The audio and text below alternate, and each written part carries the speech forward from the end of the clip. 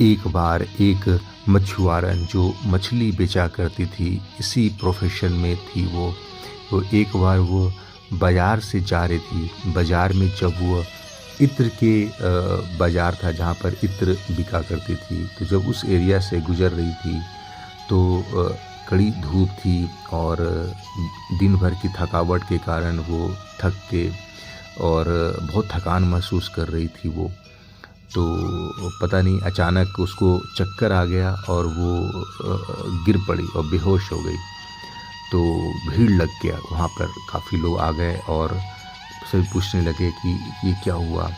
और किसी ने सोचा कि अरे जल्दी से कुछ करो, वैद्य बुलाओ। कोई बोल रहा था कि अरे पानी लाओ, छींट मारो इसके मुंह पे। सभी तरह तरह की बातें बोल रहे थे।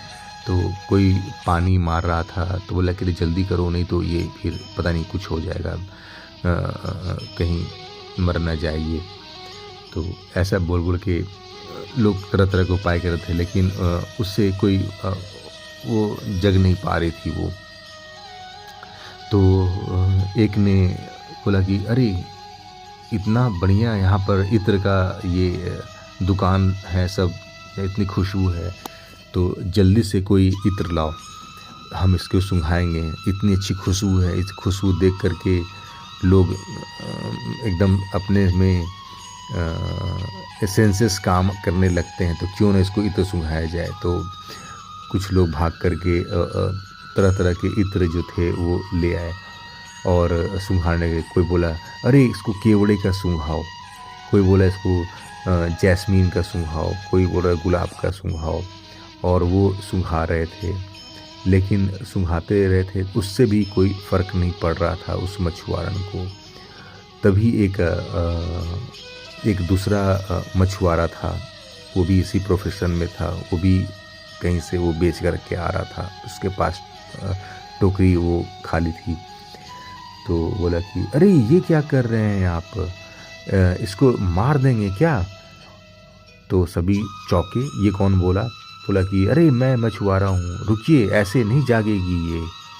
और उसने फट सा एक से पानी मांगा और उसकी टोकरी थी जिसमें वो मछली बेच करके आ रहा था वापस, तो उस टोकरी खाली था वो, उसमें पानी का वो छींट मारा, उसको भिगो दिया। और भिगो दिया तो उससे पूरा मछली की गंध आने लगी, पूरा एकदम तीव्र गंध। और उस टोकरी को उसने उसके सर पर ऐसे करके रख दिया, एक तरह से उस टोकरी का ही टोपी उसके बना करके उस पर सर पे रख दिया। और जब रखा तो उसकी तीव्र गंध जब उस मछुआरन की नाक में पड़ी तो उससे वह जग पड़ी। और तो सभी को बड़ा आश्चर्य हुआ कि ऐसा कैसे हुआ, क्योंकि ये तो हमने इतना अच्छा इत्र सुंघाया, तरह तरह का जो सभी लोग खरीदते हैं इतने प्यार से और लोग पसंद करते हैं, ये मछली का गंध से ये कैसे जग गई और इत्र के गंध से नहीं जगी। क्यों, तो बताया कि अरे वो पली बड़ी है। मछुआरा बोलने, एक और जो था मछुआरा बोलने लगा, ये पली बड़ी है इसी जो भी है मछली के गंध में, तो इसको ये जाना पहचाना है, इसके लिए यही इत्र है। और तो जाना पहचाना है तो इसके वापस इसका होश आ गया वो। दोस्तों, इस कहानी से हमें क्या शिक्षा मिलता है कि हमें बहुत बार ऐसा लगता है कि कुछ लोग जो हैं इतनी गंदगी में या एक ऐसे माहौल में कैसे जीते हैं लोग, और हम सोचते हैं कि उसको, उन लोगों को इस माहौल में नहीं होना चाहिए, लेकिन फिर भी वह उसी की आदत पड़ जाती है उनको, क्योंकि वो बगैर उसके नहीं रह सकते। फ्रांस में जब क्रांति हुई थी तो उसमें जो क्रांतिवीर लोग थे, उसने जेल का दीवार तोड़ दिया और उस जेल में बहुत भयानक भयानक कैदी उसमें रहते थे।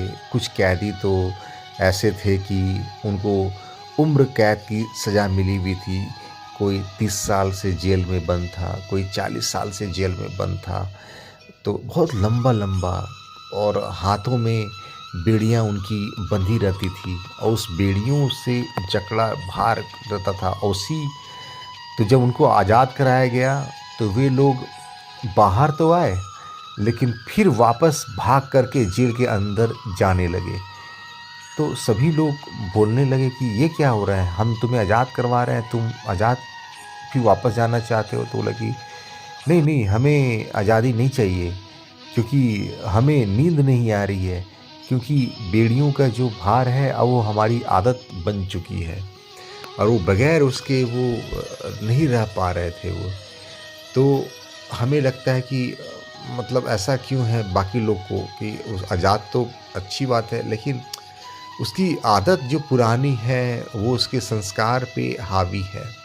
अब उसका जो है वो आदत उसका स्वभाव बन चुका है, अब उससे वो पार नहीं जा सकते। आशा करते हैं आपको ये कहानी पसंद आई होगी। धन्यवाद।